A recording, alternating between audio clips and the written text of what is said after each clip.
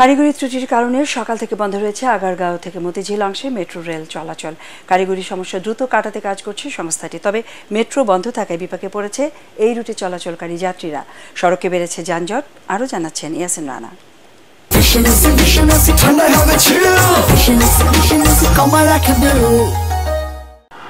নগর জীবনের সাথে এখন ওতপ্রোতভাবে জড়িয়ে গেছে মেট্রো রেল। তাই অল্প সময়ের জন্য মেট্রো বন্ধ থাকলেই এর প্রভাব ছড়িয়ে পড়ে রাজধানীতে।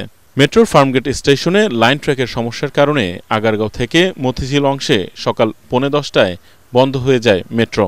দ্রুত লাইন ঠিক করতে সর্বোচ্চ চেষ্টার কথা জানিয়েছে মেট্রো রেল কর্তৃপক্ষ। তবে মেট্রো বন্ধের বিষয়টি না জেনে অনেকেই স্টেশনে এসেও ফেরত গেছেন।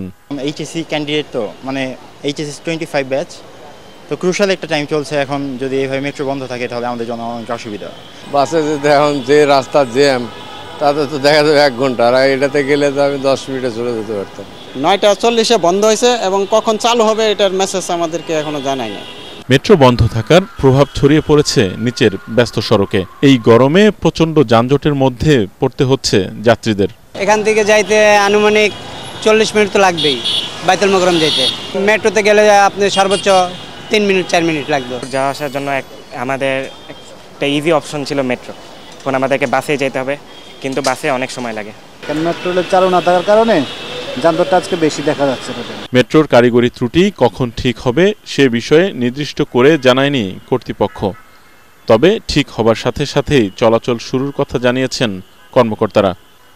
ইয়াসিন রানা, এটিএন বাংলা, ঢাকা।